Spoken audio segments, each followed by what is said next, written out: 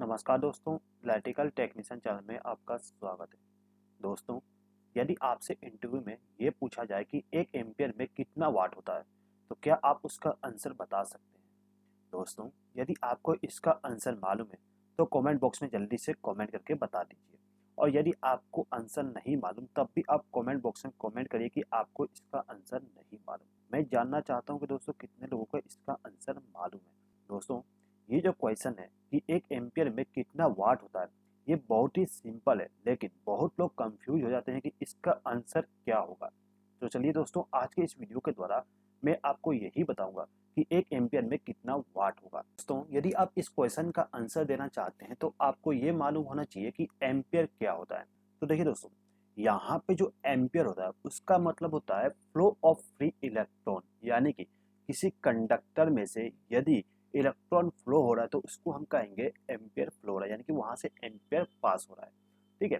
अब यहाँ पर मैंने आपको दो सर्किट दिखाया, एक ओपन सर्किट और एक क्लोज सर्किट। अब ये जो हमारा ओपन सर्किट होता है, इसमें से कभी इलेक्ट्रॉन फ्लो नहीं हो पाएगा क्योंकि इसका सर्किट कंप्लीट नहीं है। और जो हमारा क्लोज सर्किट होता है, इसमें से इलेक्ट्रॉन फ्लो हो जाएगा। अब यहाँ से कितना इलेक्ट्रॉन फ्लो हो जिससे कि 1 एम्पीयर बन जाए। तो दोस्तों देखिए, इसको समझने के लिए आपको एक चीज मालूम होनी चाहिए, यानी कि 1 एम्पीयर में कितना इलेक्ट्रॉन होता है। तो देखिए, 1 एम्पीयर में 6.28 गुणित 10 पे घात 18 इलेक्ट्रॉन होते हैं। ठीक है दोस्तों, यानी कि यदि आप इस पॉइंट पे इलेक्ट्रॉन के फ्लो को गिनते हैं तो उसमें 6.28 गुणित 10 पे घात 18 इलेक्ट्रॉन फ्लो होना चाहिए इस पॉइंट से। ठीक है। अब यहाँ से यदि 6.28 गुणित 10 पे घात 18 इलेक्ट्रॉन फ्लो हो रहा है, तो आप कह सकते हो कि यहाँ पे 1 एम्पीयर करंट फ्लो हो रहा है। ठीक है। अब यहाँ पे यदि आपको कैलकुलेट करना है तो आप वहाँ पे इतना बड़ा डिजिट नहीं लिख सकते, तो उसके लिए यहाँ पे इतने इलेक्ट्रॉन को एक कूलाम कहा गया है। यानी कि यदि किसी सर्किट में से 6.28 गुणित 10 पे घात 18 इलेक्ट्रॉन फ्लो हो रहा है तो उसको हम कहते हैं एक कूलाम। तो यहाँ पे हम एक चीज और कह सकते हैं कि 1 एम्पीयर बराबर कूलाम पर सेकेंड, यानी कि किसी भी पॉइंट पे 1 कूलाम पर सेकेंड के हिसाब से फ्लो हो रहा है तो उसको हम कहेंगे 1 एम्पीयर करंट फ्लो हो रहा है। ठीक है। तो दोस्तों, यहाँ पे आप समझ गए होंगे कि 1 एम्पीयर कितना होता है। ठीक है। अब देखिए, यदि आपको एम्पीयर को कन्वर्ट करना है वाट में, तो आपके पास दो ऑप्शन है, एसी सर्किट के लिए और डीसी सर्किट के लिए। तो सबसे पहले तो आप डीसी सर्किट का देख लीजिए। यहाँ पे दोस्तों जब आप देखोगे तो यहाँ पे जो डीसी सर्किट होता है उसमें पी यानी कि वाट होता है। आपको यहाँ पे मेजर करना है पी यानी कि वाट, आपको निकालना है वाट। वाट बराबर क्या होता है? Voltage into current. DC circuit में होता है पावर बराबर वोल्टेज इंटू करंट, और एसी सर्किट में होता है पावर बराबर voltage into current into power factor. ठीक है। तो यहाँ पे दोस्तों देखिए, जो यहाँ पे लिखा हुआ है वोल्टेज, वोल्टेज क्या होता है? तो देखिए, यहाँ पर मैंने आपको एक छोटा सा पिक्चर दिखाया हूँ। यहाँ पे जैसे मैंने बताया था, जो इलेक्ट्रॉन फ्लो होता है उसी को हम कहते हैं एम्पियर। तो ये हमारा एम्पियर हो गया जो कि फ्लो हो रहा है। अब इस एम्पियर को फ्लो कराने के लिए कोई ना कोई बल चाहिए, जो बल देता है वो हमारा वोल्टेज हो जाता है। अब यहाँ पे दोस्तों एक चीज और आप देखोगे, यहाँ पे एक ओम है। ओम यानी कि रेजिस्टेंस। यहाँ पे जो करंट फ्लो होता है, करंट के फ्लो होने में जो रुकावट उत्पन्न होती है उसको हम कहते हैं रेसिस्टेंस। ठीक है दोस्तों। तो यहाँ पे दोस्तों समझ गए होंगे कि वोल्टेज क्या है और करंट क्या है। वोल्टेज का मतलब ये है कि हमारा जो इलेक्ट्रॉन है उसको फ्लो कराने के लिए जो प्रेशर देता है वो हमारा वोल्टेज हो गया, और जो इलेक्ट्रॉन फ्लो होता है वो हमारा करंट हो गया। ठीक है।